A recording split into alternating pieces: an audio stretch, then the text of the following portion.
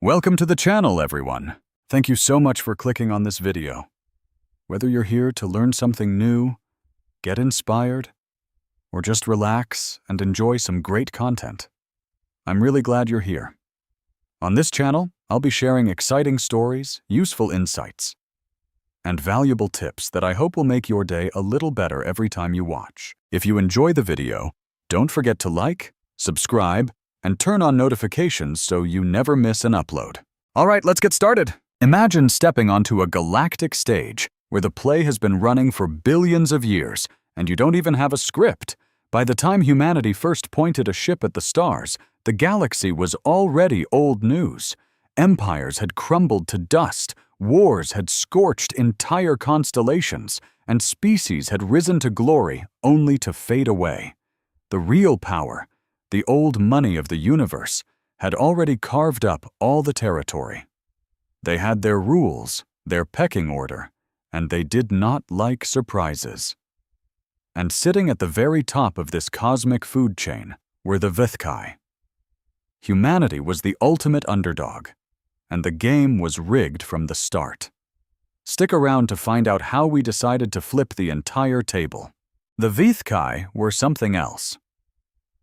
Picture tall beings with skin like polished gray stone and 4 eyes staring out from an elongated skull in a diamond pattern.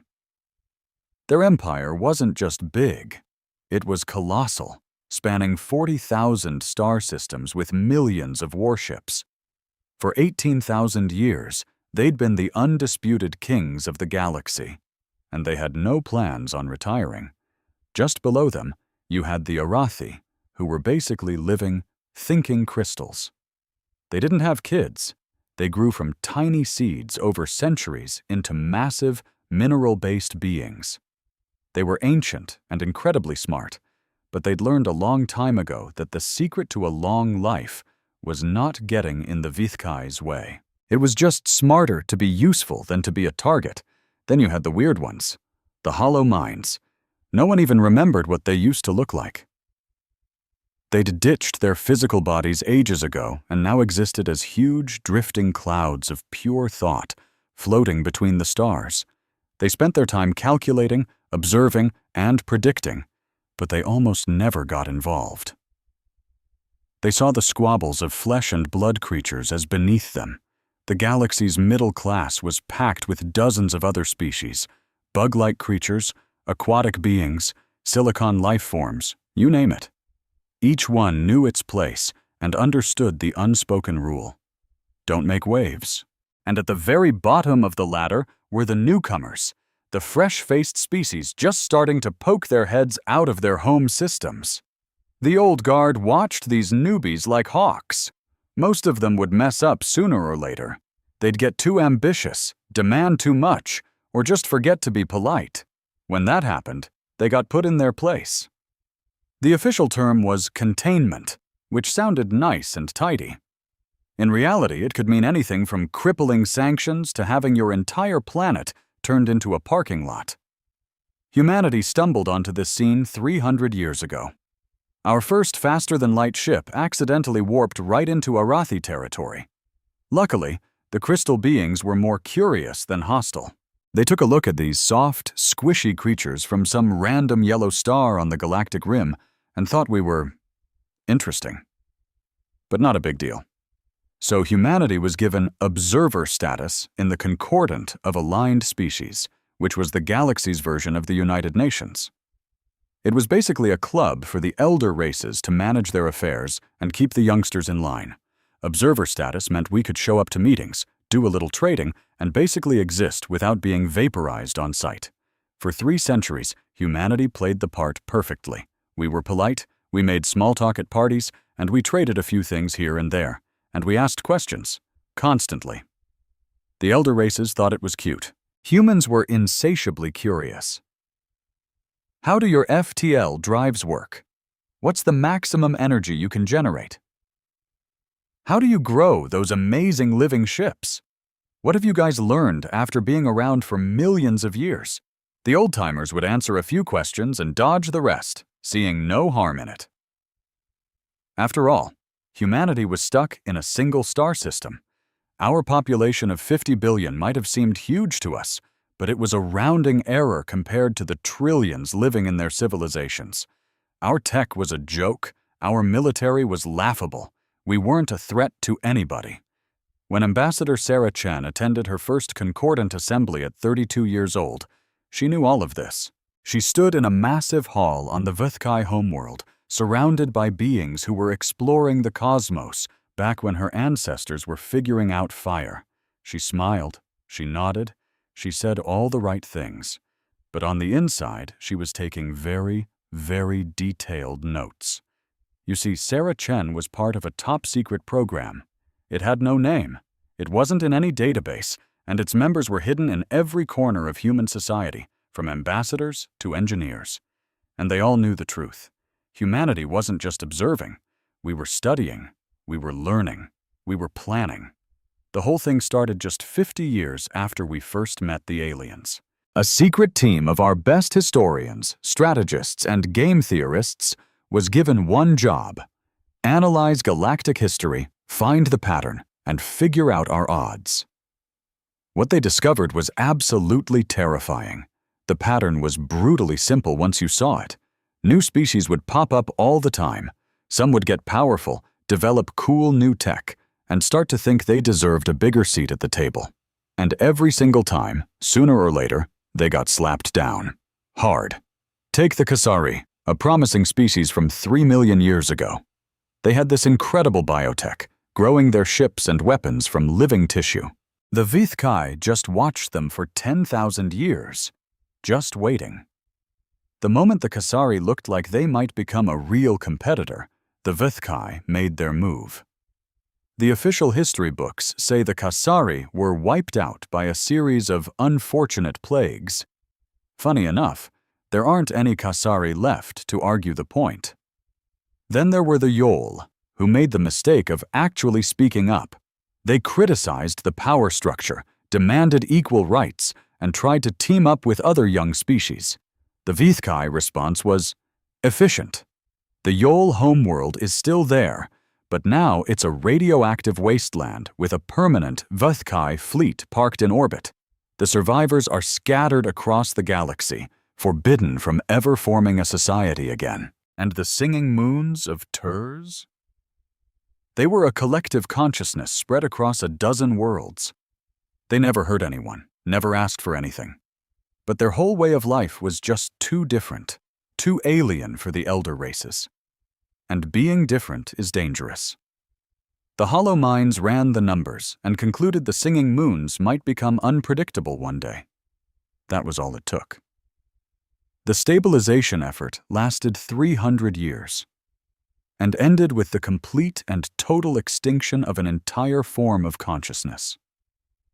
The crazy part is, none of this was a secret. You could find it all in the public historical records. The elder races weren't ashamed of what they did. They just framed it as a necessary part of keeping the peace. Young species are chaotic. Chaos is bad for business. Therefore, young species must be controlled. The human analysts ran simulation after simulation, thousands of possible futures. Every single one ended the same way. Eventually, humanity would be seen as a threat. It might be in 1,000 years. It might be in 10,000. But one day, we'd invent something too powerful, expand too fast, or just be in the wrong place at the wrong time. And when that day came, we would be contained. So what could we do? Some people said we should just accept it. Be useful, like the Arathi. Find a quiet little corner of the galaxy and never dream too big. Others argued we should just go into hiding, shut everything down, and hope nobody ever found us. But neither of those options felt right. Being a permanent servant with a death sentence hanging over your head isn't really living. And hiding, in a galaxy this old, there's nowhere to hide that they won't eventually look. But then a third option emerged from the computers. An option that was completely insane. It was ridiculously ambitious and would demand sacrifices that seemed impossible. But it was the only path that gave humanity a real fighting chance. They called it the Prometheus Initiative. The concept was simple, but the execution was mind-bogglingly complex. Humanity would secretly, over centuries, build a military so powerful, so overwhelmingly dominant that not even a coalition of all the elder races could stop it. We would hide every last ship, every new weapon, until the very last second. And then we would reveal it all at once, giving the galaxy a choice. Accept humanity as an equal partner, or face mutual annihilation. It was the ultimate power move, a game of cosmic chicken. And it meant humanity had to completely transform itself, right under the noses of beings who had been watching the stars for eons. The first hurdle was resources. Building a fleet that could scare the Vithkai would take a huge chunk of our entire economy for centuries. And it all had to be off the books. Our best economists created entire ghost economies with fake records and secret transactions. Money vanished into black projects. Factories were built in the darkest corners of space. Supply chains were created that, on paper, simply did not exist. The second hurdle was technology. Our science was ages behind theirs. For centuries, humanity was the galaxy's punchline. The elder races, ancient and powerful, saw us as chaotic, primitive children playing with toys we didn't understand. And we let them. Every condescending remark, every patronizing treaty, was a mask for the biggest secret in history. A secret that had to be kept, or humanity wouldn't have a future. We had to change the game, but we had to do it in absolute silence. Stick around to find out how they pulled it off. For 40 years, Ambassador Sarah Chen was the face of that lie. She smiled through thousands of diplomatic parties, gracefully accepting insults disguised as compliments from beings with too many limbs and not enough respect. She filed reports back to Earth, detailing every weakness, every arrogant assumption of our so-called superiors. She fed them exactly the story they wanted to hear, that humanity was bumbling and harmless. Some nights, she'd look out at the alien sky and wonder if the cost was too high. Entire generations had dedicated their lives to a project they would never see finished, working and dying in secret labs that, on paper, never existed. But then, she'd remember the stories of species that didn't prepare, species that were erased from the stars, and her resolve would harden like steel. She'd go back to smiling at Vithkai diplomats, pretending to be awestruck by technology our own scientists had secretly surpassed decades ago. The years crawled by, turning decades into centuries. And in the dark, the Prometheus Initiative grew, nurtured by the silent dedication of billions who knew what was at stake. Out in the Oort cloud, in the cold, black space far beyond the planets, something impossible was taking shape. The engineers who saw the blueprints thought their leaders were insane for even trying. Their grandparents had started this work. Their grandchildren would be the ones to finish it. That's just how long it takes to build a weapon that can stare down an entire galaxy. Meanwhile, on Earth, life went on. People went to work, raised their kids, and complained about taxes, completely unaware that a huge chunk of their economy was being funneled into building the impossible. The secret was kept by a remarkably small circle of people, bound by the terrifying knowledge of what failure would mean. And in the grand halls of the Galactic Concordant, the elder races continued to write humanity off as a footnote.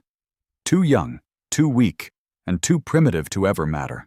And that was exactly how humanity wanted it. High Observer Keith Vanos of Vithkai Security was reviewing his yearly report on minor species. He flicked to page 47, where humanity was sandwiched between a newly found fungus and some forgotten trading guild. The report said human economic growth was about 2%, a little below the galactic average. Their tech was still basic, their military a joke, just a few patrol ships that could barely defend their own system. Keith Vanos signed off on the report without a second thought. He had bigger fish to fry. Real threats demanded his attention. He never stopped to think that human economic output had been growing at exactly 2% a year, every year, for the last 100 years. He never questioned how such a chaotic species managed that level of consistency. He never asked where all their brightest engineering graduates were disappearing to, or why their deep space exploration had just stopped 30 years ago. No one asked, because no one thought humanity was worth a closer look. And so, the secret was kept. Year after year, the greatest construction project in human history moved forward in total darkness. The original workers grew old and trained their replacements. Governments on Earth rose and fell, but each new leader was quietly briefed on the initiative, and each one shouldered the burden.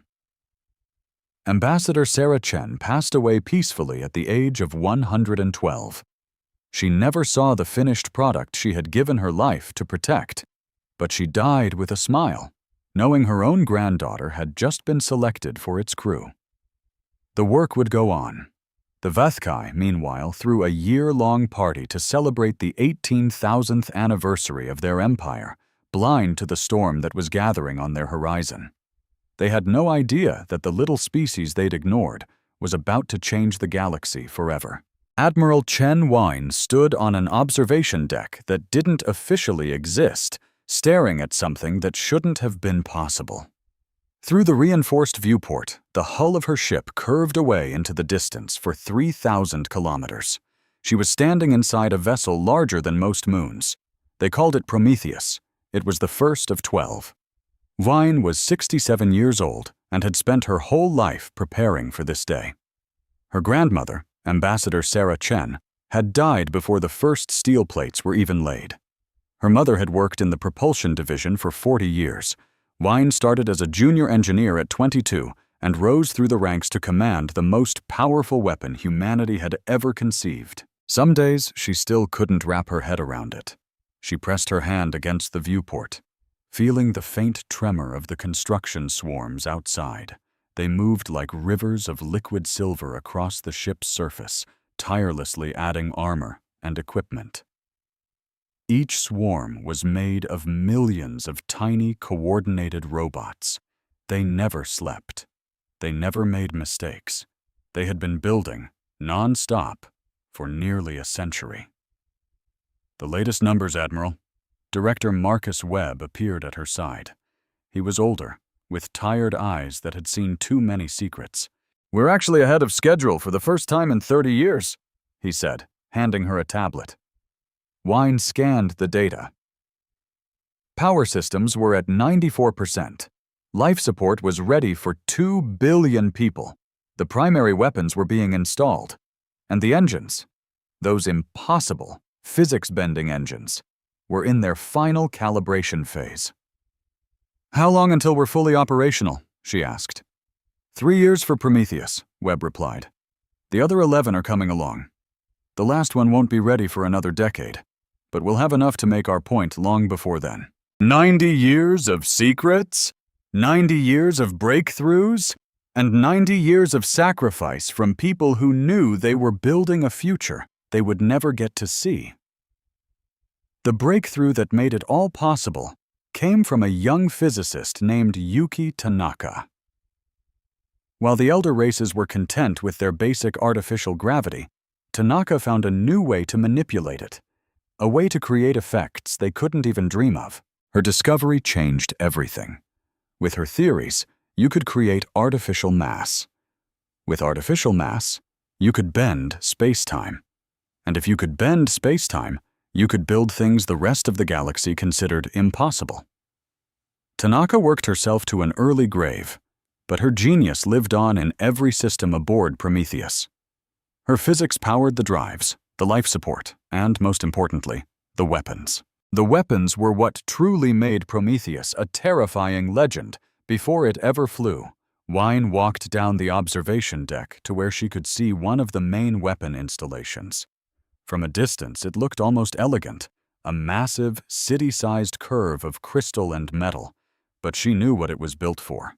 The weapons on a Prometheus-class vessel weren't designed to fight other ships. They weren't even designed to destroy planets, though they could do that without breaking a sweat. No, these weapons were designed to kill stars. The physics behind it were shockingly simple. A star is just a fusion reactor, perfectly balanced by gravity. If you mess with that balance, the star has to react. Crank up the heat, it bloats. Cool it down, it shrinks. But if you push it just right, you can make it go nova. Our ship, the Prometheus, had 3 different ways to do just that. It could kill a star instantly, wiping out everything for light years around. It could trigger solar flares like sniper shots, aimed at specific targets. And in theory, it could even make a star collapse into a black hole. We'd never actually tested these weapons at full power. Lighting up a star tends to attract the wrong kind of attention. But for generations, our best physicists had checked and rechecked the math. The simulations had been run millions of times. There was no doubt the weapons would work. We just prayed we'd never have to use them. This was about deterrence. It was about making the ancient, powerful races of the galaxy finally understand that messing with humanity would be the last mistake they ever made. She walked through the corridors of the colossal ship. Prometheus wasn't just a warship, it was designed to be a moving civilization. It had neighborhoods that could hold entire cities, and farming sectors that could feed billions of people. It even had factories that could build anything we'd ever need, from advanced medicine to smaller battleships. The whole idea was for every Prometheus-class ship to be totally self-sufficient. If Earth ever fell, if our worst nightmare came true, humanity could live on these ships forever. We'd become a nomadic civilization, impossible to pin down, impossible to wipe out. Nuan made her way to the command center, a massive room buried deep inside the ship. Hundreds of workstations sat in circles around a central platform. For now, most of them were empty, with just a small crew watching over the last stages of construction.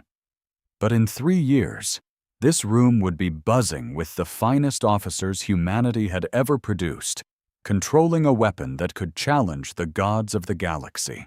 Commander David Park was standing watch on the central platform. He was young for his rank, only 35, but he'd proven his genius in 1,000 different war games. He was set to be Wyand's second-in-command once Prometheus went live. "Admiral," he said, with a crisp salute. "We just got the latest intelligence update from Earth Command." "Anything I should be worried about?" Park paused for a second. "The Vithkai have been stepping up their surveillance of our outer solar system. It's nothing direct, but they've shifted the positions of their sensor arrays. We think they might have picked up on some odd readings." Wyand's brow furrowed. This was the one thing they all dreaded. They had worked for so long to keep this hidden, but you can't build something this big in complete secrecy. All it would take was one sharp VTHKAI analyst asking the right questions. "What kind of odd readings?" "Energy signatures, mostly. The construction drones give off a ton of waste heat. We've been trying to bleed it off slowly, but some of it must be getting out. And there have been some minor gravitational shifts. A ship as big as Prometheus actually tugs on the orbits of nearby asteroids." "Have they sent anyone to check it out?" "Not yet. Our diplomats have been feeding them a steady stream of excuses, industrial accidents, experimental mining tech, things like that. For now, it seems like they're buying it." For now, those were 2 very dangerous words. Wyand knew her galactic history. The Vithkai were a patient species, but they were far from stupid. If they got genuinely curious, they had more than enough resources to come to take a closer look. And if they found out what we were building out here in the dark, there would be no more excuses or explanations. "Keep me posted on every little development, Commander," she ordered, "and start prepping our contingency plans. If we have to move up the launch date, I want us to be ready." Park gave a firm nod and got back to his console. Wyand lingered in the command center, her mind racing with all the ways this could go sideways. The most fragile part of this whole plan had always been the people. Keeping a secret this massive for so long took the silent cooperation of millions, across generations, when any single one of them could have given it all away, on purpose or by accident. Any one of them could have said the wrong thing to the wrong person, or left the wrong file on the wrong data pad. But somehow, they hadn't. For 90 years of hard work, through political changes and economic disasters and everything in between, the secret had held. Wyan often wondered how they'd pulled it off. She had seen the worst of humanity, the petty arguments, the selfish greed that seemed to be part of our DNA. So how did we all manage to work together on something this monumental for so long? The only answer she could come up with was fear. Not the fear of being punished, but a deep, primal fear of what would happen if they failed. Everyone working on this project knew exactly what was on the line. They'd all seen the historical archives. They knew what the elder races did to any younger species that started to look like a threat. The terror of extinction was a hell of a motivator. But there was something else driving them, too. Something Wyan had a hard time describing. Maybe it was pride. Or maybe it was hope. The people building Prometheus weren't just running from destruction. They were building something incredible. They were trying to flip the board on a galactic game that had been played with violence and fear for billions of years. Maybe that was a foolish dream. Maybe the elder races would just swat humanity down no matter what we did. Maybe there was no escaping the brutal, cold math of survival in this galaxy. But Wyan didn't believe that. She believed humanity had a chance to be different. She believed the weapons they were forging might never need to be fired. She believed that one day, maybe decades or even centuries from now, her descendants would look back at this moment as the turning point when everything changed for the better. She left the command center and hopped on a transport pod to one of the science divisions. This was where the real cutting-edge stuff was happening, where scientists were rewriting the laws of what was possible. Dr. Yuki Tanaka II was there to greet her. She was the spitting image of her great-great-grandmother, the physicist whose theories had started this entire project. She had those same sharp, intelligent eyes and that same unwavering focus. "Admiral, I have something you need to see." They walked down hallways packed with equipment so advanced, Wyan couldn't even guess what it did. The science division was like its own little world, full of people who spent their entire lives asking questions nobody had ever thought to ask. "We've had a breakthrough in communications," Tanaka said. "Quantum entanglement, but stable over vast distances. We can now send information instantly, anywhere in the galaxy, and it's completely impossible for anyone to detect." Wyan grasped the meaning in a heartbeat. "We could coordinate the entire fleet in real time. No delays, no chance of being overheard." "Exactly. But wait, it gets better," Tanaka added with a small smile. "We've found other uses for this tech that go way beyond just talking. We can use it as a sensor. Imagine being able to see anything, anywhere in the galaxy, instantly. No more guessing what the Vithkai are up to. No more worrying if they've found us." "How soon can we have it online?" "We're already installing the first units now. By the time Prometheus is scheduled to launch, she'll have the full capability." For the first time in a long time, Wyan felt a genuine spark of something she rarely let herself feel. Optimism. Every single breakthrough like this stacked the deck in their favor. Every new advantage made it more likely they would actually pull this off, but she was too smart to get cocky. The elder races hadn't ruled the galaxy for millions of years by being sloppy. They had technology and power that humanity could barely even imagine. Our only real advantage was the element of surprise. She spent the rest of her day touring the ship, checking in with department heads, and looking over progress reports. And everywhere she went, she saw the same thing. People working with a quiet, focused intensity. They knew what they were building. They knew why it was so important. They didn't need inspiring speeches. They just came in and did their jobs, day after day, year after year. As the ship's artificial night began and the lights started to dim, Wyan went back to her personal quarters. They were simple for an admiral, but she'd never been one for fancy perks. All she needed was a bed, a desk, and a window with a view of the endless construction. She thought about her grandmother, who had spent her entire career smiling and shaking hands with aliens, all while secretly helping to build the weapon that would guarantee humanity's future. She thought about her own mother, who had died in a tragic accident at one of the construction sites, just another anonymous hero of this secret war. She thought of all the people who had given their lives to this dream without ever getting to see it finished. 3 more years. After 90 years of quiet preparation, the finish line was finally in sight. Yin gazed out the window, past the swarms of construction drones, at the sea of stars. Somewhere out in that darkness, the Vithkai were going about their ancient business, feeling safe and secure in their power. They had no clue that the entire galaxy was about to be turned upside down. She truly hoped they would make the right choice when the time came. She hoped the threat of Prometheus would be enough, and that its weapons would rust away without ever being used. She hoped humanity could introduce itself to the galaxy as a partner, not a destroyer. But if they pushed her, if they chose violence over peace, she would not hesitate for a second. She had been training for this responsibility her entire life. She knew exactly what was at stake. The stars above didn't care about the plans being hatched below. Down on the ground, construction crews worked tirelessly, building the very thing that would change the course of history.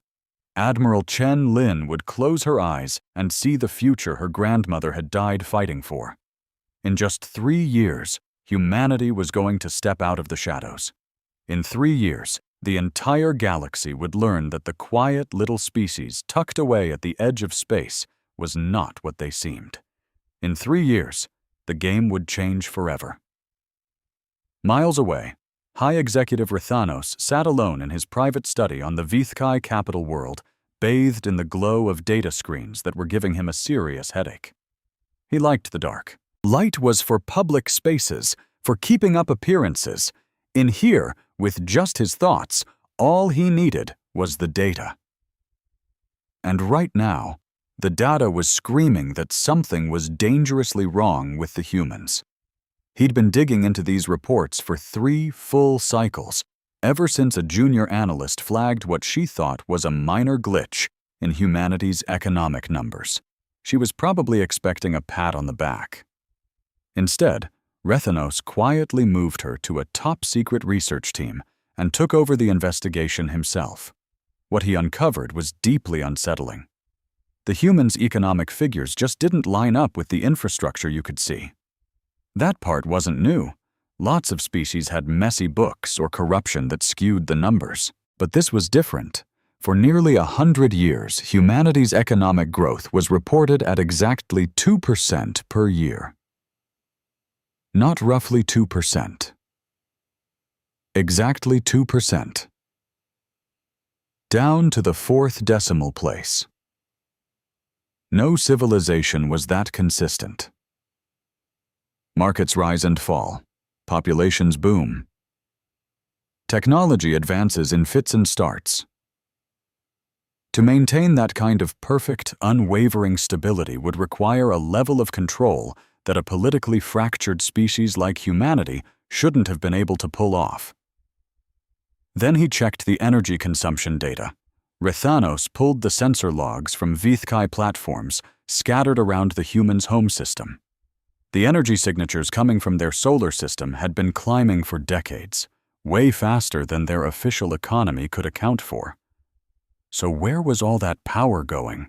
He tried to follow their supply chains, but they just seemed to vanish. Giant cargo ships loaded with raw materials would lift off from mining colonies in the asteroid belt, and then, poof, they'd drop off all tracking systems. Weeks later, they'd reappear, completely empty, with no official record of where they'd been. He dug into their communications and found another red flag. The number of scientific papers published by humans had plummeted by 60% in the last century, even though their universities were churning out more graduates than ever. Where did all those brilliant minds go? What were they all working on in secret? The full picture was still fuzzy. but the outline was becoming terrifyingly clear. Humanity was hiding something huge, a project that was eating up resources on a scale they had never, ever admitted to. Rethanos started running through the possibilities. Maybe they'd found some incredibly rich new resource and were keeping it quiet to get a jump on the market. Or maybe they'd invented some game-changing new technology and wanted to corner the market before anyone else knew. Both were typical short-sighted moves for a young species. But then there was the other possibility, the one that Rethanos really didn't want to think about, but couldn't ignore. What if humanity had looked at the brutal history of the galaxy and came to the same conclusion every other smart species eventually did? What if they knew what happened to anyone who challenged the old guard? What if they weren't just building an economy? What if they were building an army? That thought was terrifying because it meant the Vithkai had completely misjudged them. It suggested that humanity's apparent weakness and disorganization wasn't real. It was an act, a clever disguise they had maintained for 3 centuries. It meant that every single thing the Vithkai thought they knew about this species could be a lie. Rethanos knew what he had to do. He had to take this to the Circle of Executives, the highest power in the entire Vithkai civilization. It was their call now. The Circle's meeting chamber was ancient, carved straight out of the planet's bedrock 8,000 years ago. The walls were etched with the stories of the Vithkai's greatest triumphs. Every species they had conquered, every threat they had crushed, was carved into the stone as a permanent reminder. The Vithkai have been winning this game for a very, very long time. 7 executives sat in a semicircle, their gray skin almost blending into the dim light. These were the most powerful people in the Vithkai Empire, each one in charge of a different branch of imperial security. Rethanos had been on the circle for 300 years, and he was still the new guy. "You called this emergency session, Rethanos," said First Executive Keith Mora, the oldest of them all. "This had better be good." Rethanos simply activated his presentation. The data bloomed in the air in front of them, holographic displays showing every disturbing fact he had uncovered. "Humanity is hiding something," he began. "I don't know what it is yet, but it's massive, and I think they might be preparing for a war." He laid it all out for them, the impossible economic numbers, the phantom energy spikes, the ghost ships, the missing scientists, and the strange gaps in sensor coverage that the humans seemed to know about and use to their advantage. The executives just listened, their faces like stone. They were all masters of the poker face, trained from birth to show no emotion. When Rethanos was finished, Keith Mora was the first to speak. "What's your threat assessment?" "Unknown, and that's what scares me the most. We've been watching humanity for 3 centuries, and we still have no idea what they're really capable of. That implies a level of operational security a species this young shouldn't be able to achieve," he added. Executor Vithal, the military chief, leaned forward. "So you're saying the humans have been playing us? That this has all been an act?" "I'm saying we have to consider it a possibility." "But why? They're trapped in one system. They have no allies. Their tech is primitive. What could they possibly think they could accomplish?" Rethanos had wrestled with that same question over and over. "Survival," he said finally. "They know what we do to species that look like a threat. Maybe they decided the only way to survive was to become a real threat in secret and wait until they were strong enough to show their hand."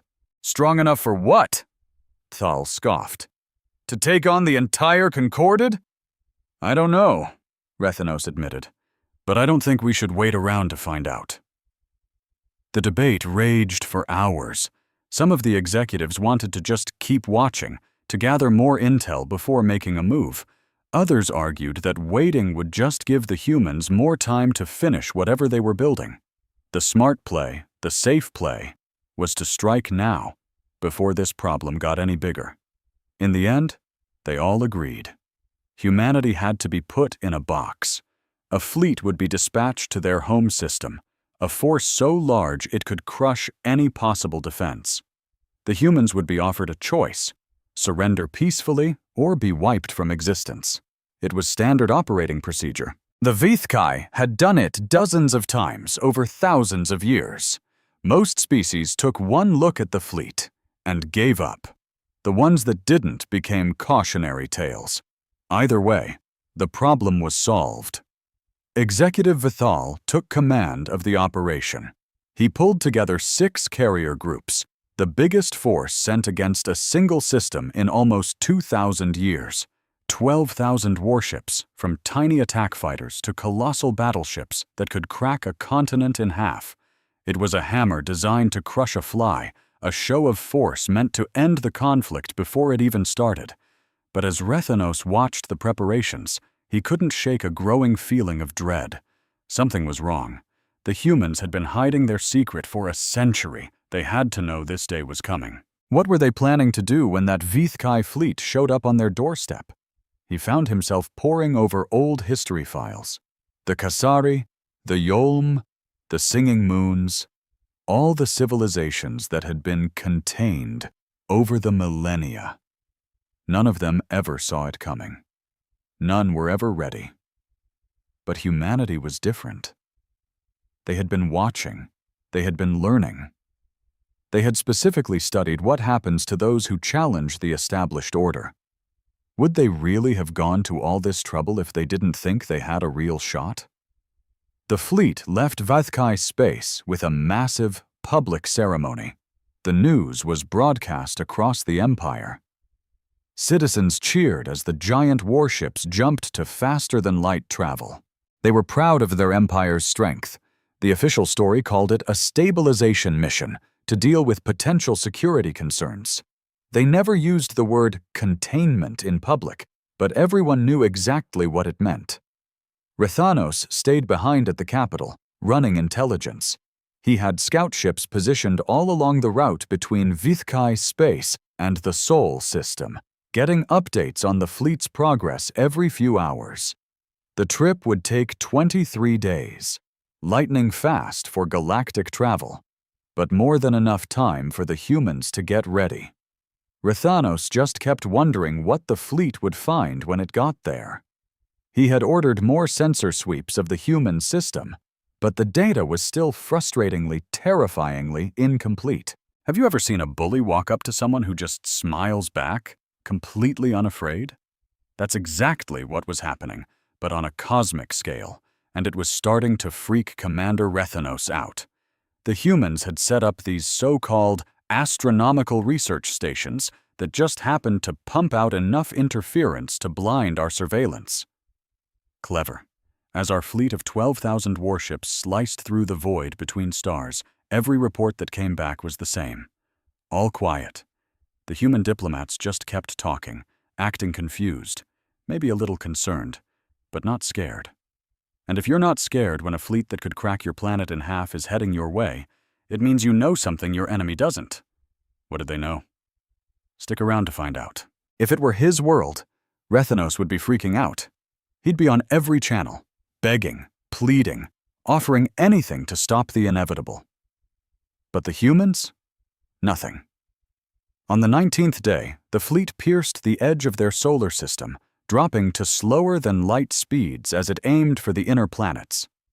Human defense outposts sent out the standard warnings, demanding to know why we were crashing their party.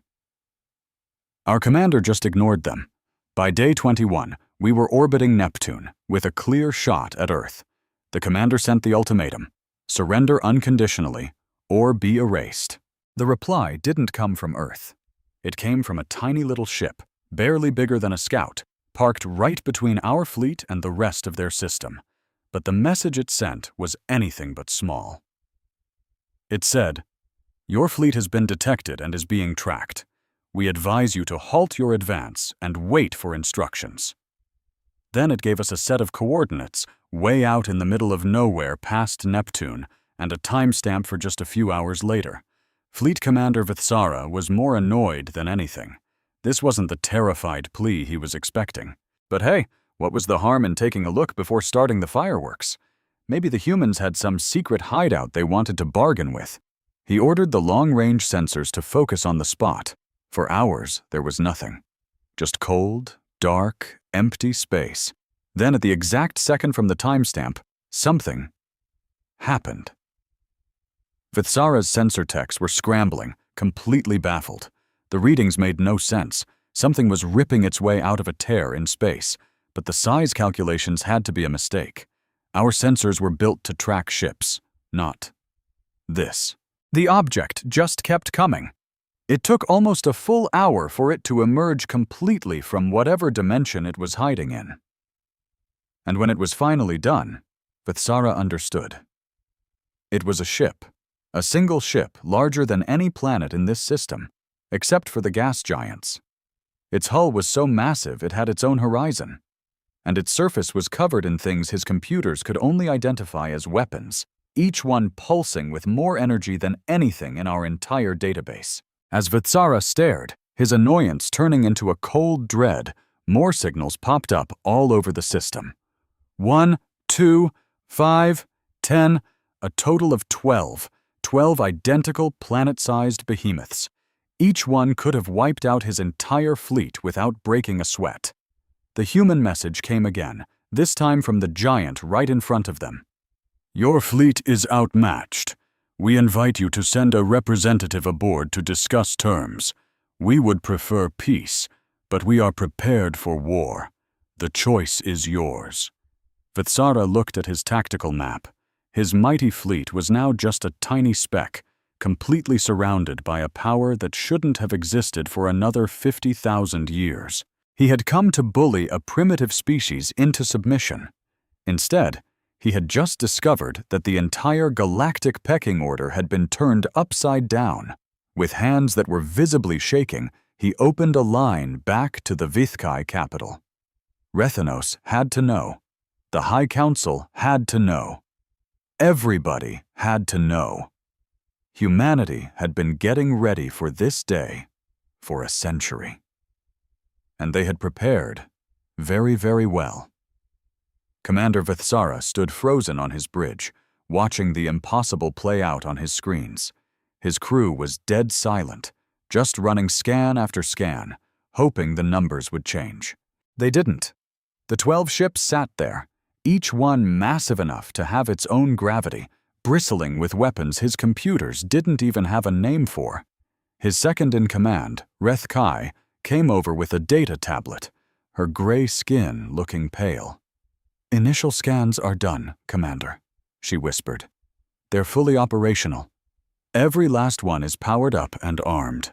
Sir, each one of those ships has more firepower than our entire fleet combined." Vithsara took the news without flinching. He'd been a warrior for 400 years. He'd seen things that would shatter most men. But this was different. Composition? Origin? How did they build these monsters without us knowing a thing? "Unknown, sir. The hull material isn't in any of our databases.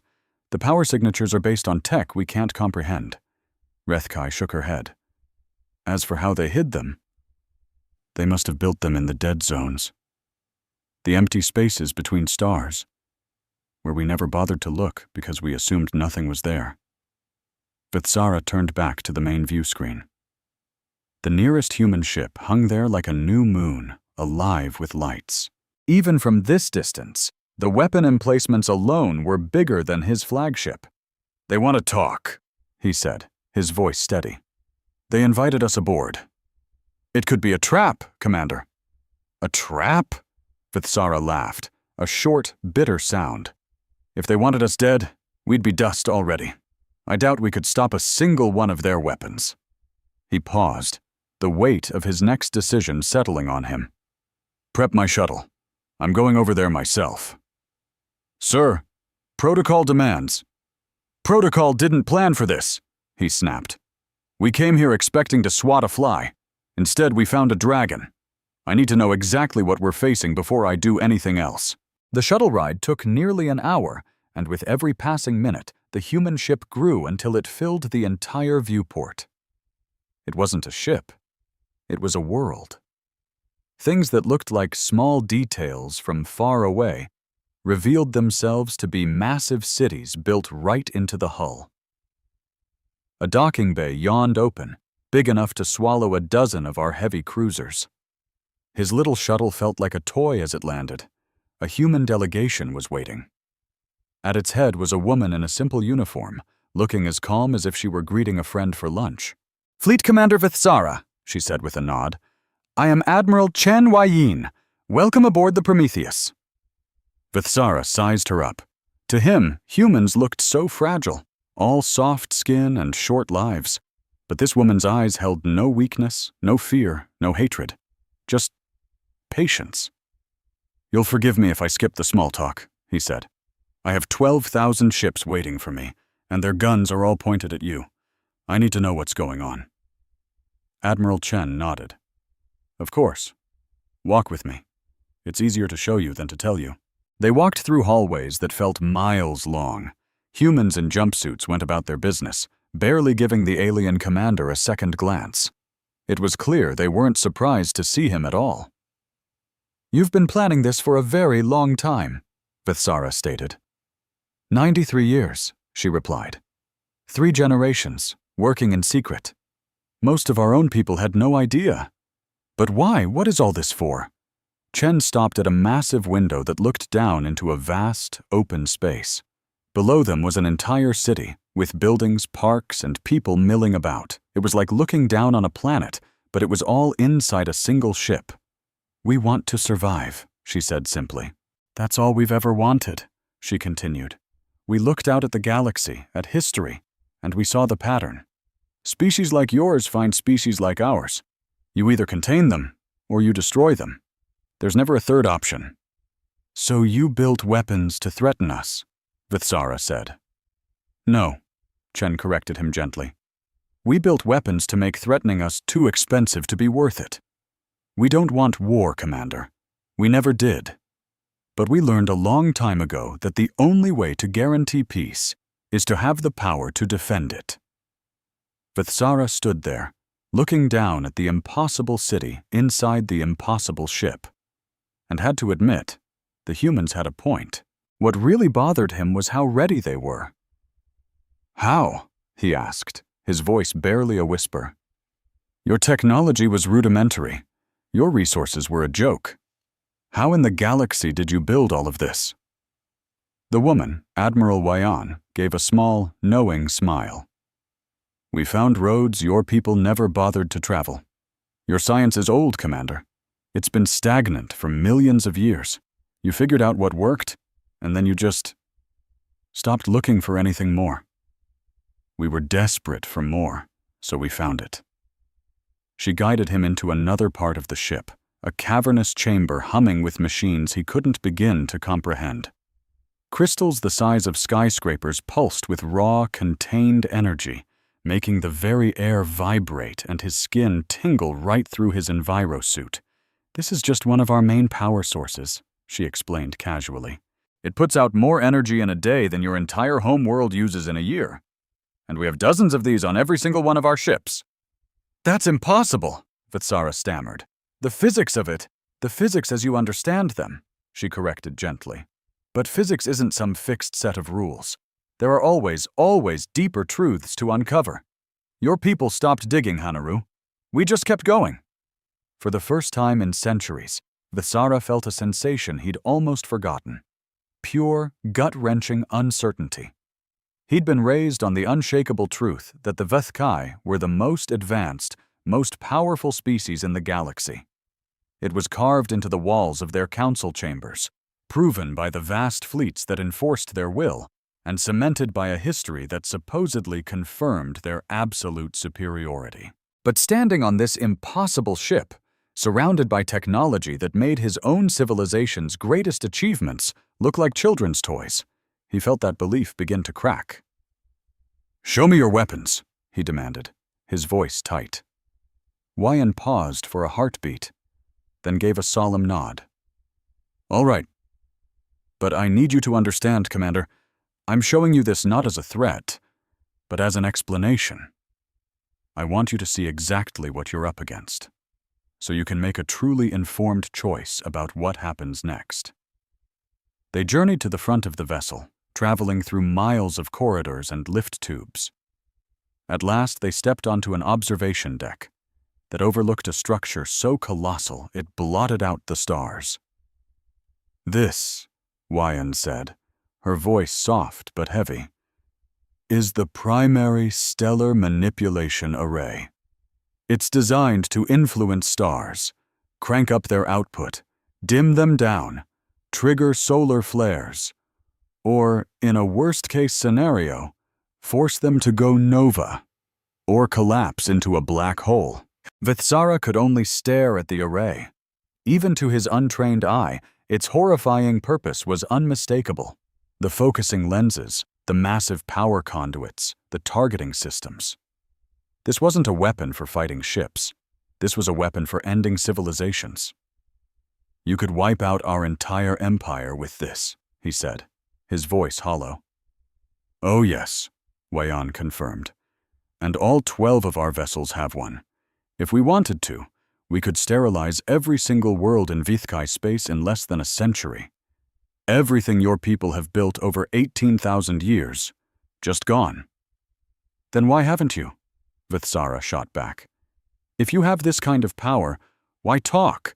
Why not just get rid of us before we could ever be a threat?" Wyan turned and looked him straight in the eye. Her gaze was like forged steel, hard, but not cruel. "Because that isn't who we are," she said simply. "We built these weapons to make sure we'd never have to fight a war, not to start one. We have absolutely no desire to hurt your people. All we want is to be left alone." "You expect me to believe that? A species builds the power to shatter planets and then claims they're pacifists?" "I expect you to believe what makes the most sense, Commander. If we wanted you gone, you'd have been dust before your fleet even got here. The fact that we revealed ourselves and chose to talk instead, that ought to tell you everything you need to know about what we really want." Vithsara was silent for a long time. Everything she said was perfectly logical. Everything she had shown him backed up every single word. Still, it was almost impossible to swallow. His entire identity, his culture's entire worldview, was balanced on the single idea that the Vithkai were the masters of the galaxy, that no one could ever challenge them. And that idea had just been utterly demolished. "What do you want?" he finally asked. "If it's not war, what is it?" "Peace," she said. "Real peace. Not the kind you enforce with fear and domination. We want to take our place in the galactic community as equals. We want the right to exist and grow without the constant threat of being contained hanging over our heads. We want the same chance that every other species deserves. And if we say no, then we will defend ourselves. These weapons are here so that we never, ever have to use them. But if you force us to choose between being wiped out and fighting back, we will fight. And we will win." It wasn't a boast. It was just a simple statement of fact, delivered without a trace of anger or pride, and Vithsara believed her completely. I need to contact my government," he managed to say. "They have to know what I've seen." "Of course," Wyan agreed. "We'll give you complete documentation of our capabilities. We want the Vithkai to make an informed decision. We want you to understand that working together is the only path forward that makes any sense." They walked back to the docking bay where his shuttle was waiting. As Vithsara got ready to board, Wyan spoke one last time. "Commander, I want you to know this was never personal.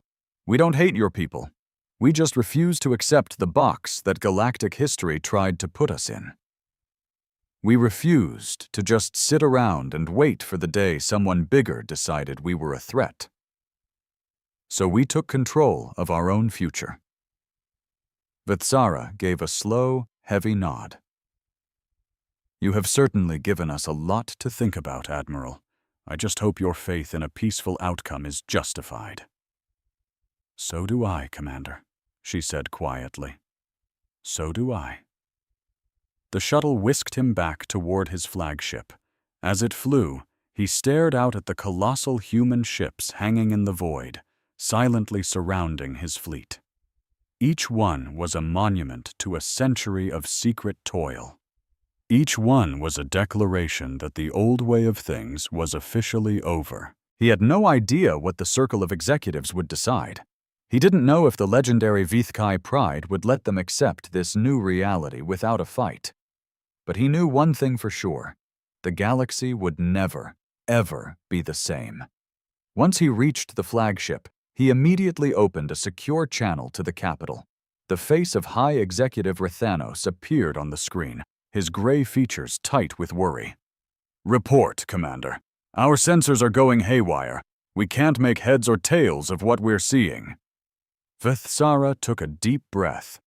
"High Executive, I have just been aboard one of the human ships. I've seen what they can do firsthand.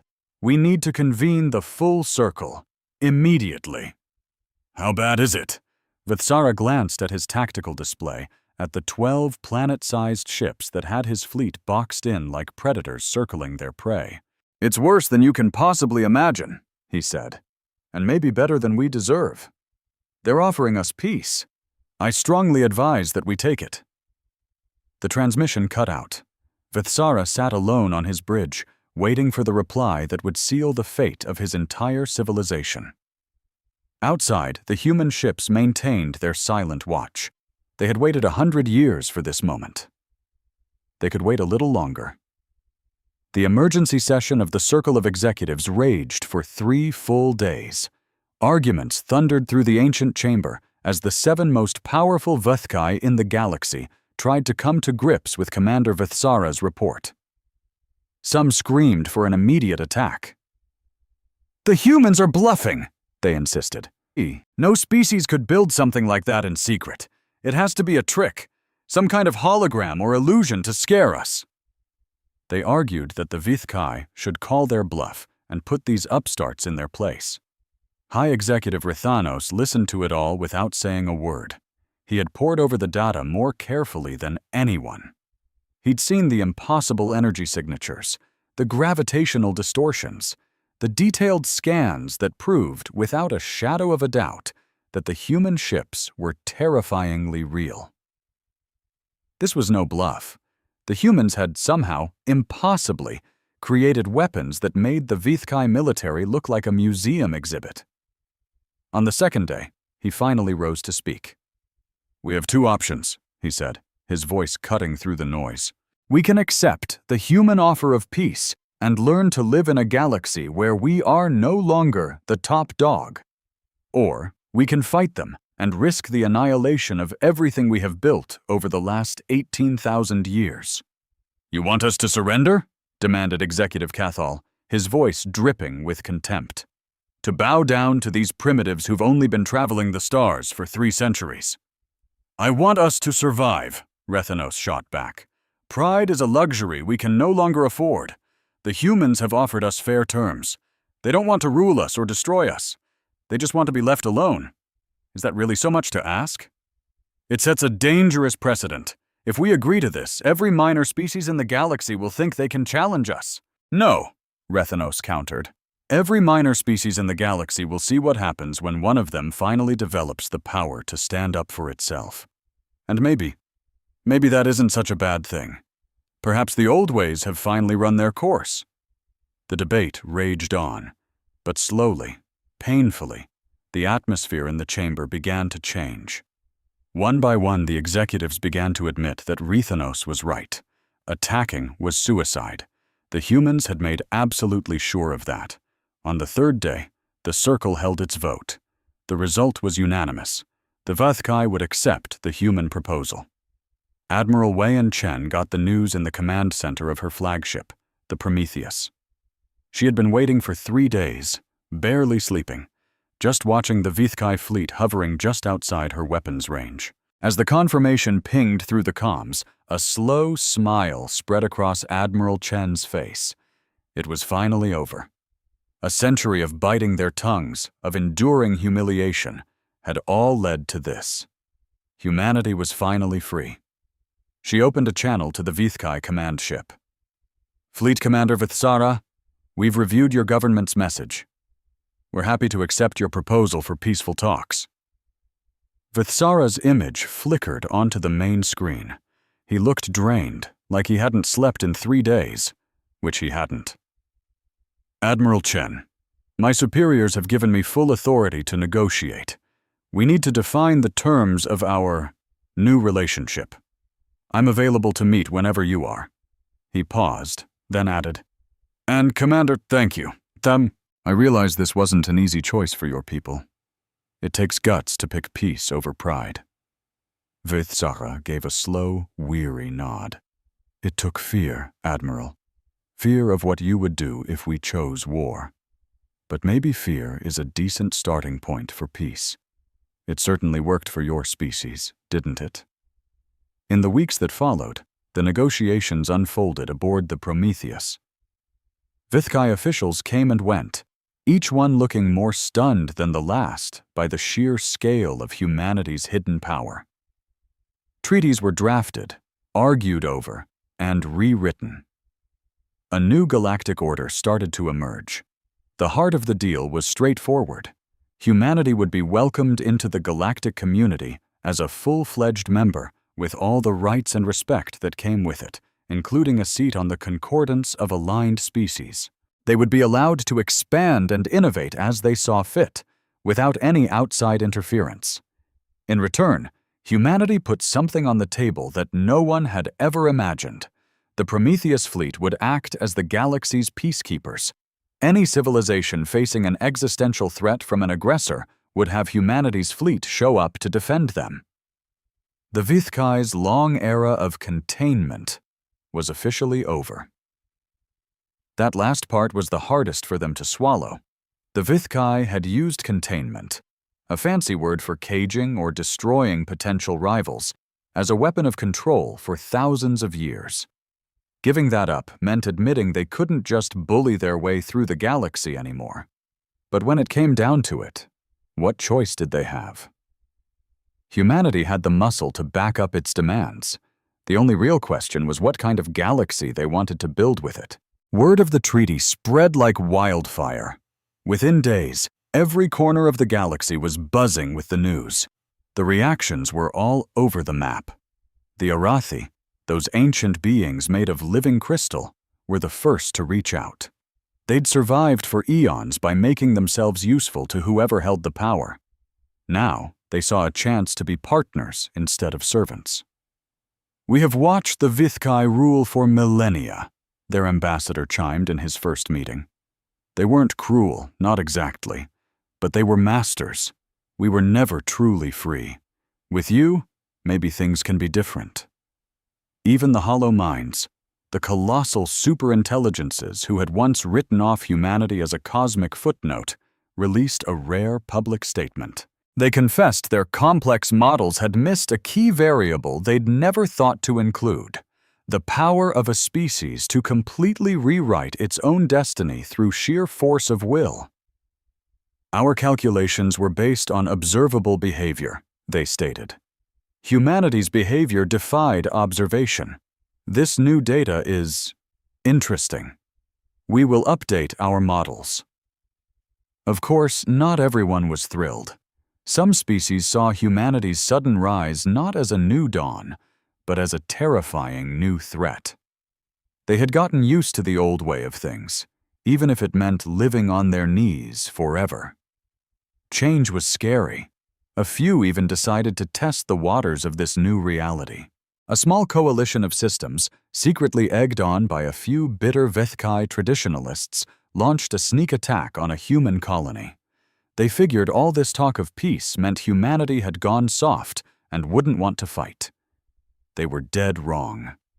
The Prometheus warped into orbit within hours, its shadow falling over the entire colony. The attacking fleet was given one warning to back off. When they didn't listen, a single weapon fired. It wasn't one of the reality-bending stellar arrays, nothing that dramatic. It was just a conventional blast that turned their lead battleship into superheated gas. The rest of the ships surrendered on the spot. After that, nobody else tried to challenge the new order. The galaxy got the message. Humanity's offer of peace was real. but so was their readiness to end a fight before it started. The years ticked by. The ships of the Prometheus fleet spread out across the galaxy, taking up watch near major star systems. They didn't make threats. They didn't meddle. They just floated there, a silent, constant reminder that the old rules no longer applied. Admiral Chen Huayan stayed at the helm of the Prometheus until her 92nd birthday. She had spent her whole life training for a war that she managed to prevent, and she was more than okay with that. On her last day, she took one final walk through the ship's corridors. So many faces, so many sacrifices. Her grandmother, who perfected the art of smiling at aliens who saw her as an inferior, all while secretly funding the project. Her own mother, who gave her life helping design the engines that powered this impossible vessel. And the millions of others who dedicated their lives to a future they would never get to see. She paused at the massive observation deck overlooking the primary weapons array, those terrifying tools of annihilation that were built in the desperate hope they would never have to be used. And in the end, they had worked perfectly. They had made total war obsolete.